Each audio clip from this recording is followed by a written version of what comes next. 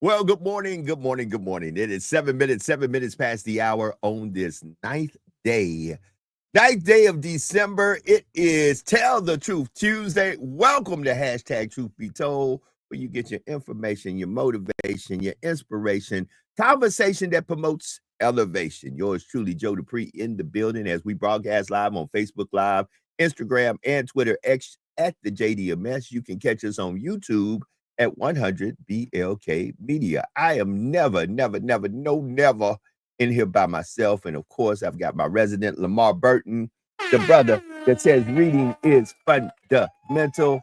Y'all put your hands together, none other than from the Griot Podcast and the Sean P Experience, the poet, the author, the speaker himself, John P.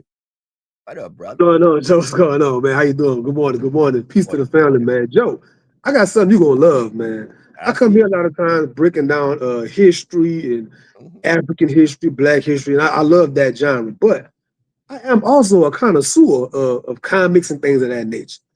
I just got this in the mail yesterday. It's one of my birthday gifts, one of my many birthday gifts. This is The Protectors of Wakanda. Come on now. This is the history of the Dora Milaje. You would love this. Beautiful edition. The sisters, all dressed today. Dora Milaje, garb. Yes, sir. Yes, sir. It's an awesome imagery in this thing and everything, man. You know, all black things, man. Go out there and get it when you get your book, man. I watched the Black Panther last night, and I said to my significant other, as I watched the Black Panther, I watched the Black Panther and Wakanda Forever. I said it was a jewel that we lost. Yes, come on. Yeah. And he's been gone for some years. You know, and I know, because of course I'm in the know in this of certain things that are happening. And of course, the brother that plays in Snowfall is slated to be the next Black Panther. And a lot of folks say, well, how is he going to be the Black Panther? Well, if you watch Wakanda Forever, at the end, they introduced you to T'Challa's son. Yeah, the little boy. Yeah. Two sides. But she said, but she hit him with my favorite, and I'm trying to learn Wakandan. There's actually, just like there is a dialect. And so she said, Udabani, who means, who are you? And he had to break it down that he is Prince T'Challa, son of King T'Challa. Now, Joe, did you watch the animated series called The Eyes of Wakanda? It came out maybe 4 or 5 months ago, Disney Plus. I did. I very much so. I enjoyed The Eyes of Wakanda. I enjoyed that animated very much, man. And for anybody out there watching, the parents watching this, man, there are so many amazing Black animated things coming out lately.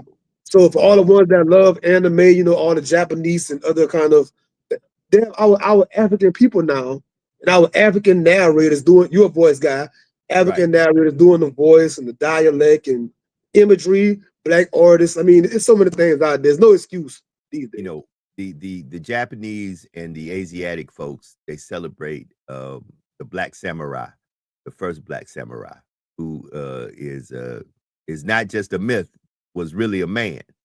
So there was like Yosaki or something like that. Yeah. That's it. So at the end of the day, wherever we go, we leave a lasting impression. If you right now, and I was laughing because a friend of mine, and big ups to Darren Byerson, if Darren is on here listening, and he jumps in from time to time, we were both stationed in Germany together. He was in the Air Force, I was in the Army, but he has a beautiful daughter that is half European. Like I have a very dapper son that is half European. And it was funny because somebody said, boy, y'all sure left some nice things over here when y'all left. I said, hey, wherever we touch down, it's going to go down. You know, Joe, I have a different book. I'm gonna bring it in tomorrow, matter of fact. It's a different book, right? But it talks about our presence over there, like you said, World War I, World War II in particular. How many of us went overseas and like we stayed over there? Yes, sir. I just stayed over there. Oh, yes, sir. Our presence is heavy over there, bro. Hold it. Henry Jones, and Henry from time to time, just like brother who's broken Berlin, Jason Washington, who is originally from Oklahoma, got to Germany and lives in Germany. I too lived in Europe. I worked for the government, but I was not in the military. I lived and worked in Europe. It is a different style of life.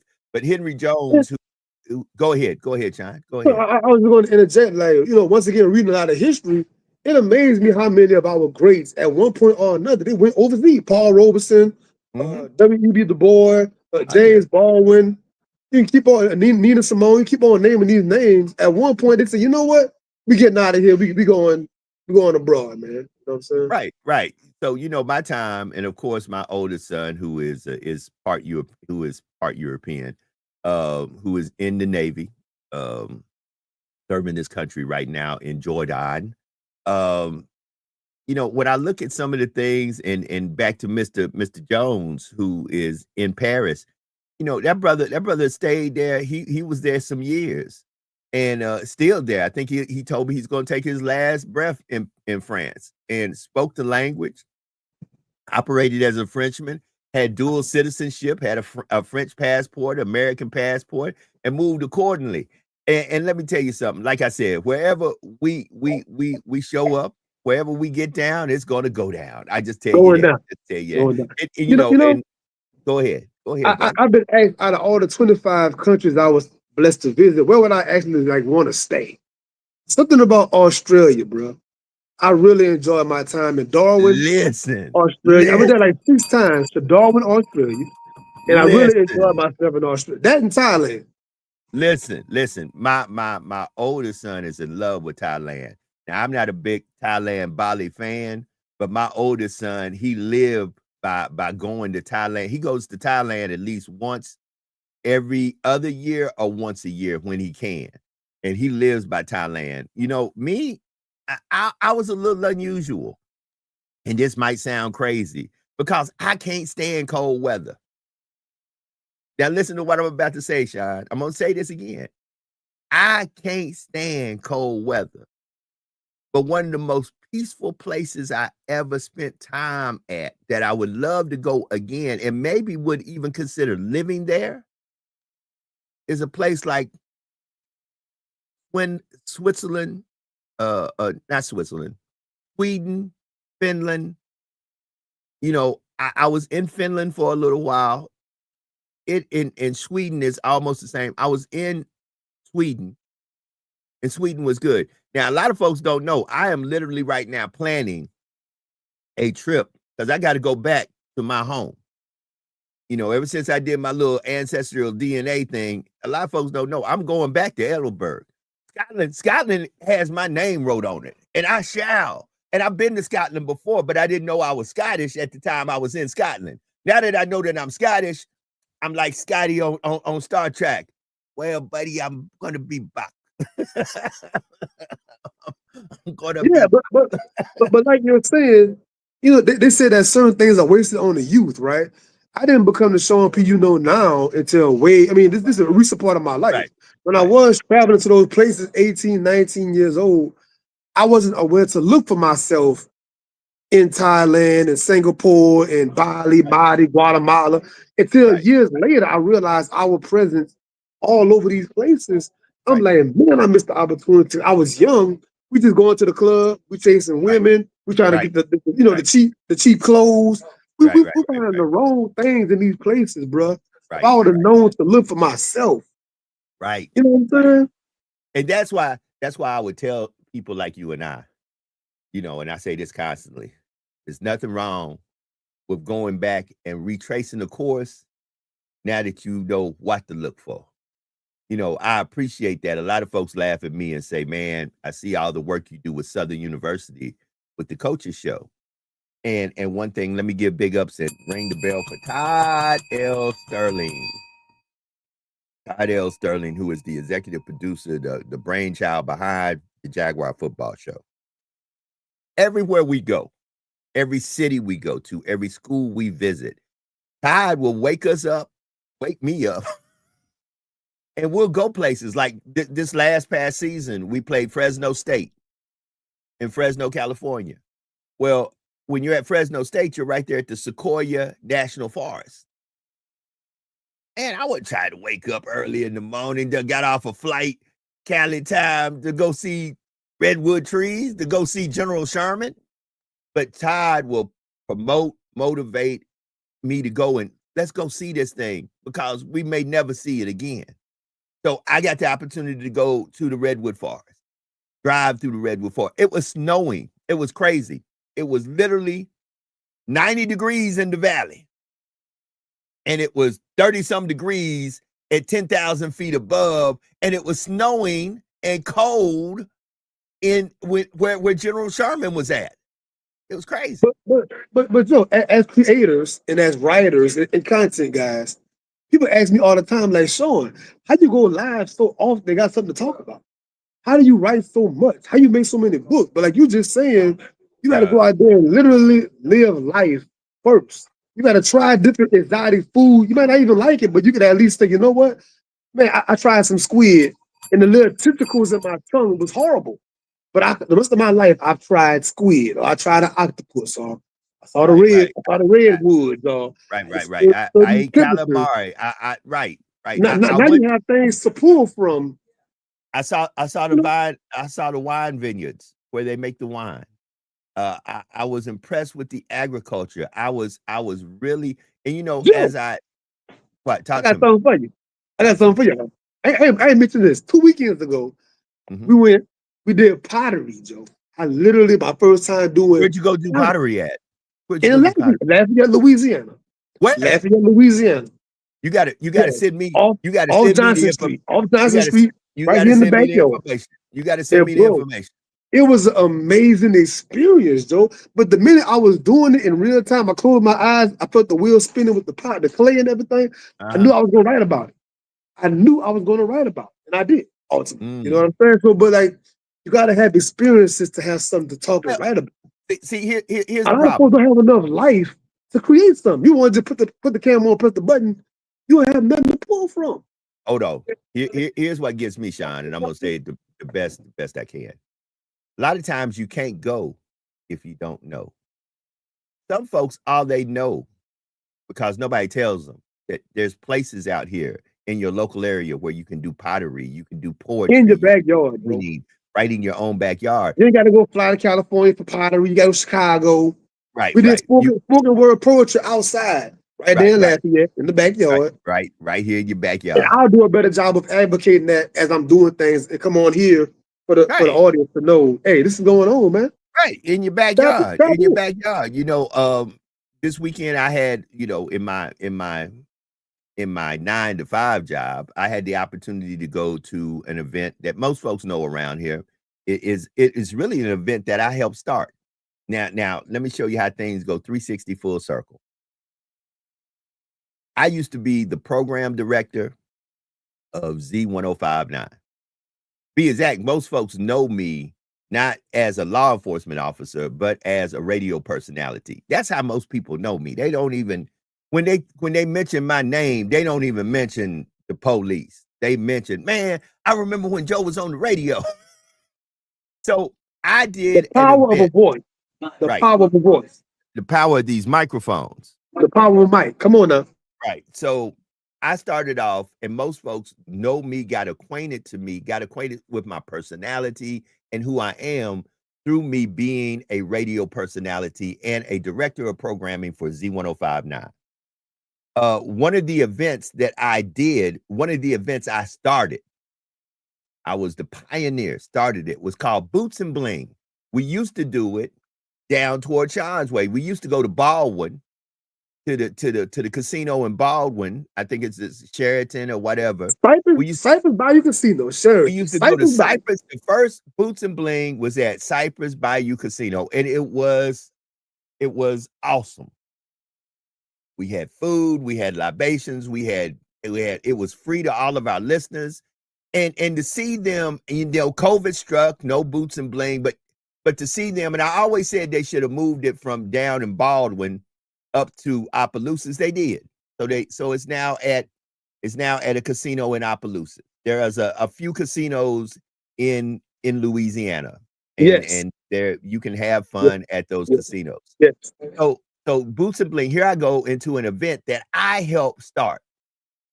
I walk in as no longer the proprietor of the event, but a local law enforcement individual who is there to protect and serve. So I walked through, and one of the people who worked with me used to work with me. I don't know if she was fond of me or not fond of me, but she looked at me and said, "What are you doing here?" And I said, "Well, I'm a police officer here. I'm kind of making sure that your patrons are uh full of these libations, okay, because I want my streets to be safe."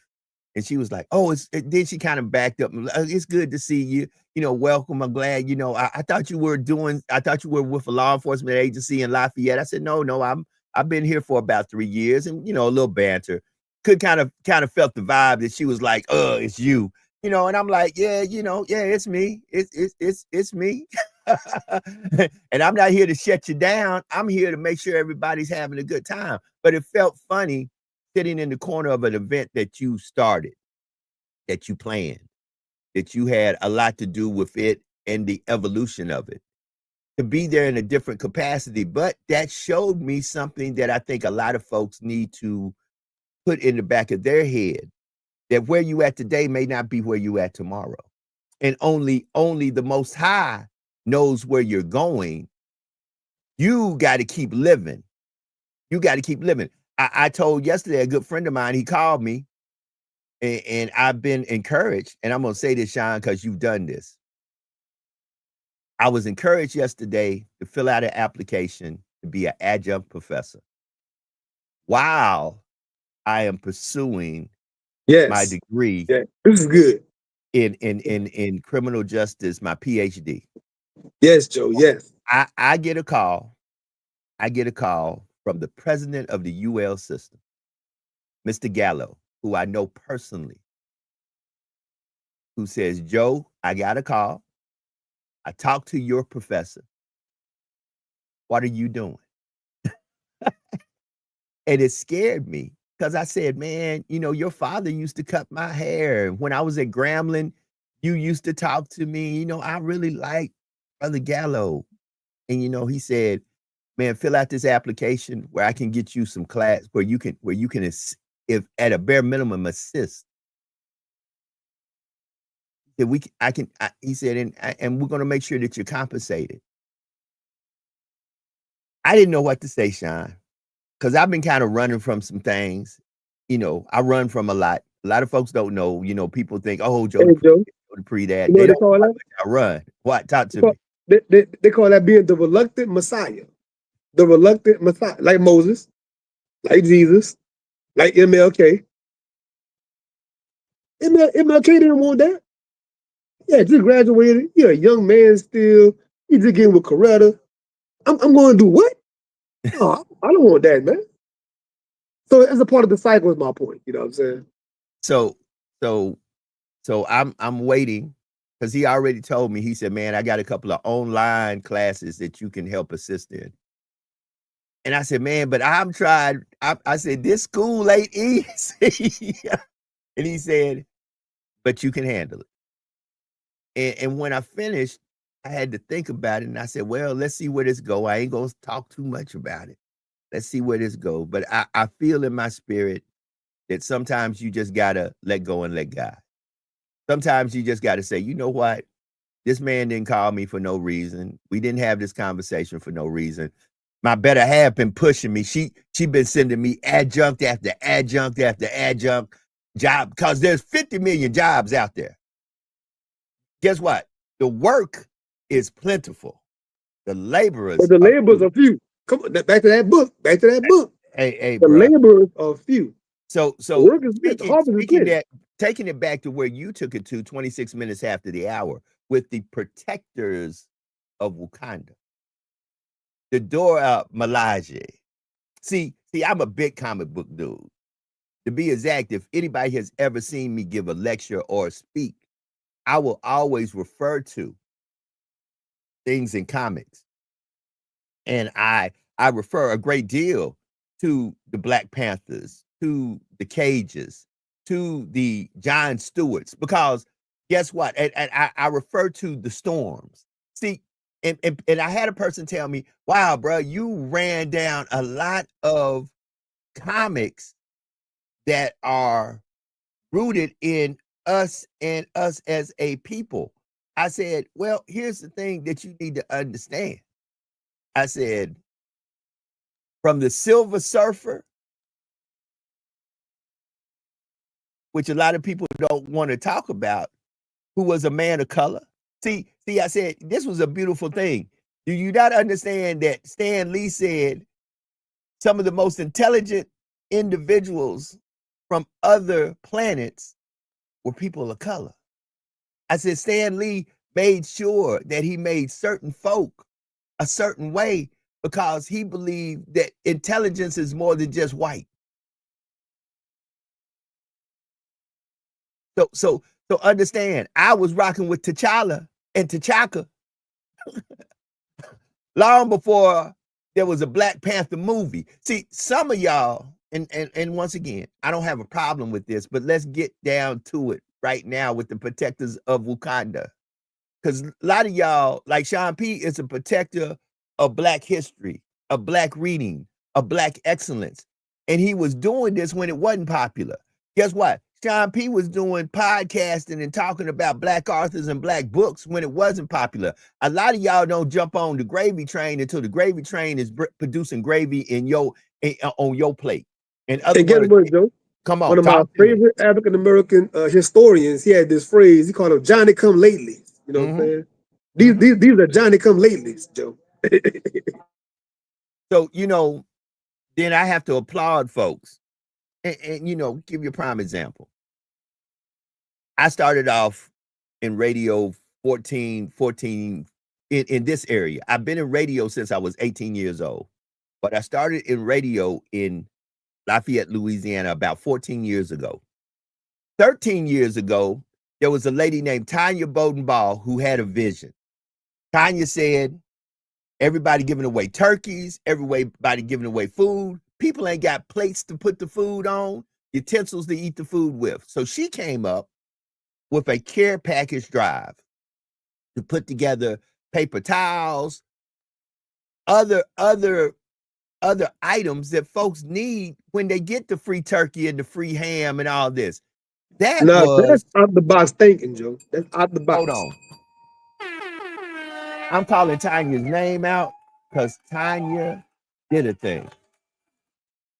In the beginning, Tanya didn't have a lot of folks rocking with her. Tanya at that time was dealing with me. I was at Z1059. Z1059 at that time was the number 2 radio station in the area, still number 2. Be exact, it was only number 1 one time. And that was only the grace of God and us being connected to the people. See, when you connect to the people understand when you really are a person who's for the people, with the people, and of the people will always be with you. They'll criticize you, they'll talk about you, but they know, hey, it's my dog. Go ahead, Sean. I'm going to add on to that, Joe, to what you just said. And sometimes being a prophet in your own home is not profitable. Oh, no. Being a prophet in your own home, sometimes you're not really giving that push around you, but then you go somewhere nationally and people embrace and uphold you like royalty, but in your own backyard. See, back to the military thing, after 6 months being overseas, being treated a certain way, we came back to U.S. soil and we in Los Angeles in the airport, like, wait a minute. Everywhere we just went, we were treated a certain way as a Black man, but like on our soil, we treated like this. And that's how it is sometimes being a community advocate, a community person, and you're trying to give back and all that. People in your own backyard, like, oh, that's just Sean, that's just Joe doing that thing again. But then you go to New York, and you embraced on a big main stage, like, wow. Thousands of miles from home, and you embraced like that. Hey, John. You explain the phenomenon of why that is. I tell people, I've been a part of HBCUism since I was little. Okay, so I wasn't a part of Grambling and Southern, but there is a small HBCU called Lane College. It was a school created to usher in Methodist priest into priesthood. I started off in Lane College. So my HBCUism didn't start in Louisiana with Grambling and Southern. I started off in Lane College. To be exact, I was talking Lane College, Lamoille Owen in Memphis, Tennessee, and Tennessee State long before I was talking Grambling State and Southern. Let's set the record straight. So what you said was of substance and value because, Sean, as you know, every year I do Bayou Classic, I do Essence. If anybody know me, know my timeline, know my social media, they know they're going to see Bayou Classic and they're going to see Essence. If they don't see that, they start wondering, is Joe okay? Is Joe in the hospital? Is Joe sick? Is something wrong? Sean knows because Sean has been with me at Essence.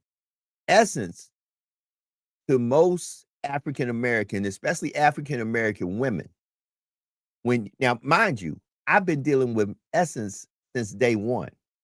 As a heterosexual African-American male, dealing with the Essence Music Festival, the Essence staff, and the Essence culture, and have a great reputation. To this day, people who know me at Essence said, man, I've known this man since the 90s, and I can tell you this brother comes here about business. He don't come here, and trust me, I tell any single black man, hold it, let me rephrase that. I tell any black man who's looking for black women, if you really looking for black women and you don't show up to New Orleans 4th of July weekend for the Essence Music Festival, you're not really looking for a woman. You missed the boat. You missed it. Right. Because if I'm trying to pick cotton, I ain't going to a soybean field. I'm going to the cotton field in the middle of cotton season. Hey, Joe, I'll tell the brother, whatever you do, you are casting your pearls to the swine, my brother. Because, bruh, when it comes down to black women of substance, black women of beauty, black women who are single as a dollar bill, they are in abundance in New Orleans. And they're about their business. They got their head on right. The greed up. They're about big. Like you said, something. You know what I'm saying? Now hold on. Let kind of go there for a second. 34 minutes past the hour, because I have another good friend called Uncle Luck. Now, Uncle Luck has a large following. And But Uncle Luck said some stuff that has some good substance to it also about men and women and relationships. See, the biggest problem, and Sean, you brought that up earlier. We were put in some pearls of places. For example, my oldest son, Alexander Durrell, born in Nuremberg, Germany. Well, what's significant about Nuremberg? They had the Nuremberg trials there after the war. Nuremberg, for all the folks who are running around talking about Christmas right now, Nuremberg is the home of Kris Kringle. Kris Kringle was born in Nuremberg. To be exact, when you see these Santa Claus old anime with Sinatra and all these folks who voiced them, they are actually, when you see the Burgermeister was in Nuremberg. See, Nuremberg is where Santa Claus come from. I've been to the Kris Kringle market. They have a market called the Kris Kringle market. But Joe, I thought it came from Bethlehem. Okay, my bad. So I really don't even want to get into this, to the Yahweh story. I'm just messing with you, bro. I'm just messing with you. No, I'm just jabbing at you. I'm just jabbing. But since you went there, 36 minutes past the hour, let's get something clear. The Jesus story was told long before the Jesus story was told. Just remember that. Next time folk try to tell you the Bible says, say, well, was this story ever told before this book? It was. Back to the book. They got a book called 16 Crucified Saviors Before Christ. That's the name of the book. 16 Crucified Saviors Before Christ. And they got a book called Christianity Before Christ. Say both of those. Get those books. See, you heard? See, he just dropped them diamonds on you right there. Because reading is fundamental. And you can't hold it. Some of y'all talking, prime example. Ooh, Professor Dunleavy, I need you. And he goes back and looks at some of these podcasts, but I'm going to call your name out again. Professor Dunleavy is my professor at Walden University, who's helping me usher me into this PhD in criminal justice, but let me hit you with something. Some of y'all only know what you've been told, not what you read yourself. You only know what you've been told or what you had the audacity to pick this phone up and do the following. Siri, or Google, can you tell me such and such? And so that it comes back and tells you what it knows. And a lot of you don't even read it. Y'all just listen to what it says. You don't go deeper. We've got to get to a place where we start reading and bring back Okay, Joe. the enjoyment of reading. Talk to me. You in college right now, currently. I was in college 6, 7, 8 years ago. Things changed fast. Mhm. When I was in school, to put your verified sources on your papers, they had to come from certain places that were vetted and verified. I couldn't go and just grab anything and put it on that thing in my reference page. Like, oh yeah, this here you go, 3 sources. It was a vetting process. Right. Has that changed now? Is the question. No, sir. No, sir. Be I exact. can't go and chat GPT and just grab something and just throw it on that thing. Hold on. To be exact, every paper we have, because I had to help grade some papers for some individuals who were pursuing their master's degree. We now, in this is crazy, as the evolution of teaching, and big ups to everybody who teaches. I have the greatest respect for teachers now than ever before, because I had to help grade some papers. So now when you get papers, you literally have to run them through what they call an AI analysis to see what's AI used. And it'll come back and tell you quickly. It'll break it down to you. It'll say this. It sometimes, because folks are so ignorant to not understand that AI leaves a blueprint and a fingerprint, that it'll come back and tell you what AI was used, when the AI was used, and it'll give you a digital blueprint. It'll say this user requested this AI to do this at this time. And when you grade the paper, you can send it back to the person.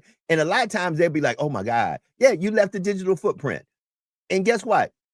There's not a problem with that, long as you credited that at the end of your paper. That's what the professor said. Long as they credited at the end of the paper. Use ChatGPT, use OpenAI, use whatever, because there's multiple AI sources out there. Yeah, as long as you give the credit and say, I came up with some of this information by using AI, he didn't have a problem. But if you don't reference it, strike.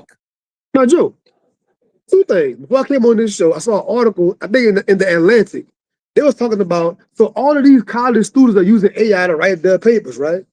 And all these professors are using AI to grade said papers. Right. So it's like on both sides of the spectrum, both of them aren't even actually doing the thing. Right. And how much that's deteriorating over the course of generations to come. And both of y'all not even doing said thing. Listen, So I graded 25 papers. Now listen to what I did. I graded 25 papers in about 3 hours. And none of the papers, and my only job on the papers was to run them through the system. The ones that came back and said that it had content that was AI generated, to see if they referenced that they used the AI in their credit. If they did, paper passed. That's all I was supposed to do. Whoop, whoop. Yep, it's there. It's there. Next paper. Whoop, whoop. Oh, it's not there. Check. It's not on this paper. Joe. Yeah. Let me share something sentimental. You cried last week. I'm gonna try that boy crying right now. Oh, don't you know my earliest memory of my grandmother? Rest in peace. We share the same birthday, me and my grandmother. My earliest memory of my grandmother being the 8th grade English teacher. She on the side of the bed with a stack of papers, with that red pen, and she going line for line, Joe, over all them papers for years. Right. So whenever I finally became an adjunct professor at UL, I remember sitting on the side of my bed with my papers to grade, and I caught myself like, wow. Like, look what I'm doing. History repeating itself. Look what I'm doing, man. Who would have thought it? No. But that was put in. See, you can only be what you see. We emulate. See, that's why I tell folks, stop being these people who use the N-word, cuss around these little kids. Then you want to know why these kids grow up doing what they do. They've been watching you act a fool all your life. And guess what? You have normalized your bull fracking now. Joe, I changed last week, Joe. I repeated last week. I changed last week. Yeah, but hold on. Now, let me once again say this to folks. I am a full believer in change. I am a full believer in redemption and second, third, fourth, fifth, sixth chances, because I am truly a recipient of all that. I believe in grace. However, let us be crystal clear. If 2 weeks you've been flying right, in 10 years you've been flying wrong, I believe that you can change, but it does not negate that I still don't remember that you still that one that put the gun on the back of my head and told me to give up the goods.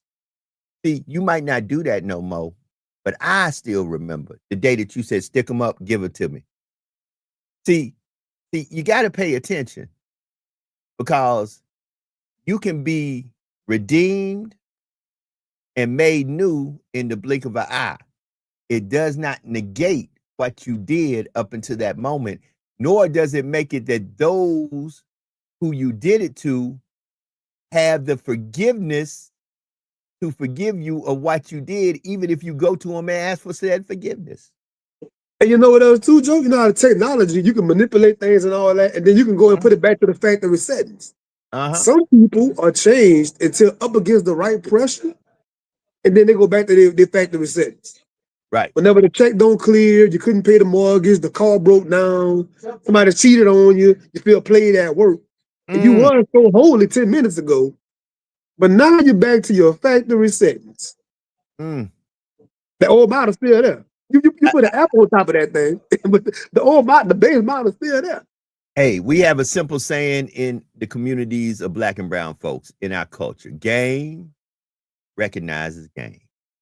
At the end of the day, if you've been a pimp, a prostitute, a player, a liar, a stealer, if you've been a manipulator, if you've been a grand hustler, if you've been a person who all you've been doing is playing the game, and the game you played it well, guess what? You know how the game go. And yes, you can get redeemed and all of a sudden not want to run game no more, but you recognize game a mile away. If you are ex-dope dealer, you know when people are dealing dope and they ain't got to say a word. You can sit around them. I had an ex-dope dealer sit with me one time and laughingly looked at me, and I'm sitting there talking to somebody who I thought was very important. He said, man, they smoke hella blunts. I was like, how you figure that? Hey, Jody got a quote. It makes sense to me now. It says a fisherman knows a fisherman from afar. Right. Hold it. A fisherman knows a fisherman from afar. Bro, I'm sitting there, and after the brother got up and walked away, I'm telling the bro, man, that's the ex-dope dealer, because, you know, he's also now an investor, and we sitting there talking. I said, man, hey, that dude, there might be about some life. He said, yeah, but he smoked hella blunts. I said, what you mean? How you feel? I said, bro, that dude there is degreed up, educated up. I said, he said, yeah, but he smoked hella dope. And he said he didn't kind of divulge that to us. I said, well, how you know he smelled hella? I said, you smell it on him? Because I said, my nose ain't that good. He said, no. He said, look at all that brown on it. He said, man, the dude smoke hella dope. He said, so, and it was funny because he said, I'm weary to make the investment, because he said, when you kind of like don't hint to us that, hey, man, he said, that means, he said, we might invest a bunch of money. And he said, he might take that and blow it on. But Joe, let's go full circle. I said 20 minutes ago, sometimes you don't get love where you from, right? Right. Because people know who you are. Right. They went to school with you. Right. They may be related to you. So you go to New York, California, they don't know you at all. Right. But back at the crib, you and I know what's going on. And Tupac said, you and I know what's going on. Right. That part. So yeah, you know, 14 minutes to the top of the hour. I have one more AI thing, Joe. I mean, one more comment. Hey, did you get in touch with that guy There's a guy out there with a book about AI right now. You remember I told you about it. I need you did. Let's go. Okay, So, go ahead. AI, hit it. This is not AI, but college. Okay, this is fun for us being podcasters. We're doing it right now. Okay. So you realize a person can write a paper and they can now use our podcast right now as a source. Yes, sir. When I was in school years ago, I couldn't go and use Drink Champs for a source or All the Smoke podcast for us. I find it fascinating. They can now use the Sean P Experience podcast and source it, and it be a verifiable source. I find that fascinating. Yes, sir. Hey, once again, 2 words that are prevalent in my moving forward, my growth: evolution and extinction. If you don't evolve, you are destined to become extinct. Boy, Joe, I love this conversation. So, Joe, you from down, you love the horses. The original cowboy. Whenever they came with that Model T Ford car in the beginning, I'm more than sure a lot of folks were resistant about riding in the car. Like, come on, man, we got our horses. Right. We got the blacksmith. There's a lot of industries making saddle. Right. Come on. Drive a pole. Right. They wasn't all down with that. There wasn't no easy transition, I'm sure. Right. But after a while, if you still want to ride that horse, if you're on the highway, I'll see you later. Once again, evolution, extinction. And you have to understand there comes some value in some things becoming evolved. Because watch this. There used to be a blacksmith on every corner. So supply and demand says, I can't charge a lot because, bro, if you charging a lot, and there's blacksmith on every corner. But like right now, there is an auto mechanic on every corner. But Joe, that's drying up. However, if you're in the equine business, if you're in the business of horses, and horse business is big in South Louisiana, in the Acadianas, no matter what you want to call this place, understand if you're a blacksmith right now, you charging top dollar because there ain't one on every corner now. But there's still folk out there who deal with horses. Right. That's scarcity. See, that is an art form of knowing how to deal with horses and shoe horses. And do certain things within the equine business that if you have passed that skill set to your future generations, they got something now that is of value. See, that's just like Sean, I'm gonna say something that's gonna mess some folks' heads up. Unlike a lot of people, every time I see a penny now, I'm keeping it. And I have a jar full of pennies because pennies are now extinct. In our lifetime. Isn't that something? In our lifetime. Understand this. 5 years from today, if I'm still living, you won't see a penny nowhere. Because it takes approximately a year to 2 years for once a currency is killed for it to be completely out of circulation. There's 2 things that I keep plenty of. Pennies now and $2 bills. Because once they stop making them, they ain't there no more. Look how bad it is, Joe. You know, in our childhood, you can see a little shimmer or something on the ground far away. You're going to run to it. Try to step on it before somebody else can get it. Now you see people walk clean past because the inflation's so high, there is no penny candy. Right. There is no nickel candy. If you see 27 cents on the ground, what you going to do with that, Joe? I mean, for real. 9 minutes. 47 cents on the ground. What you going to do with that? 9 minutes to the top of the hour. And our elected president, Donald J. Trump, just said the economy.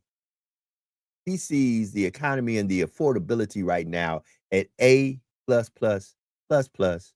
Is that in Wakanda? I asked myself. I just need to know what multiverse. I need to know what multiverse he in. Because whatever multiverse he in, I need to be there. Because I don't see it as Dr. Strange. Right. I don't know what multiverse he in.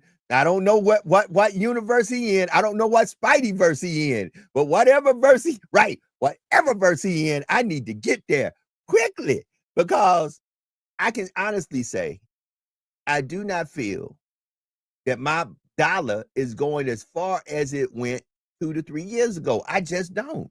I don't feel like my check, and listen, with this soon to be increase in health costs and health insurance costs because of the big beautiful bill, understand at the beginning of the year, y'all, a lot of folks who have excellent insurance, along with my better half, had to switch insurance because insurance costs are skyrocketing. And guess what? Your health is your wealth. I tell folk all the time, y'all putting you putting your marbles in the wrong jar. At the end of the day, I don't care how much money you got. If you sick and you can't get well, guess what? That money ain't. I know folk right now that they can talk about Joe Dupree all they want to, but I know folk right now wish they was as healthy as I was. Guess what? They got more money than me. They may have more prestige than me. They may be in a job that they say, man, you know, that I should be doing that.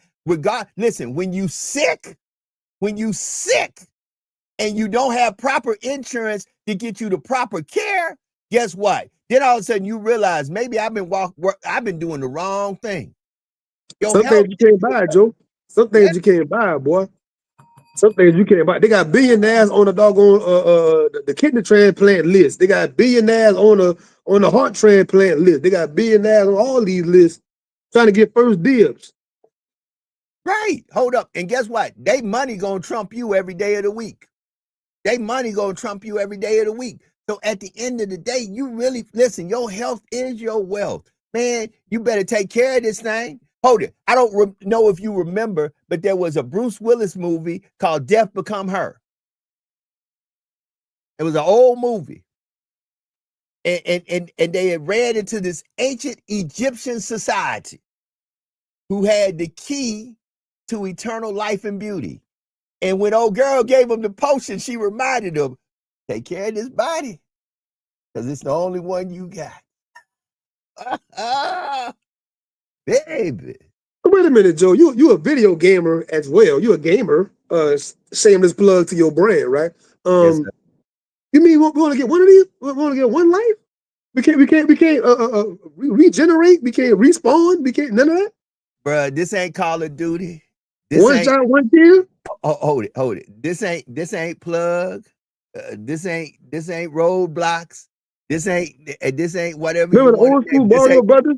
You get all extra bits. This ain't Fortnite. This ain't Super Mario Brothers. This ain't Crash Bandicoot. At the end of the day, when you hear the boogity-boop, it's over. That's it. Hold it. Hey. When you hear that, that's it for you. Hold it. Let me tell you something. When the real Grim Reaper comes to your game and it's game over, guess what? You may regenerate, but you ain't gonna be regenerated on this side.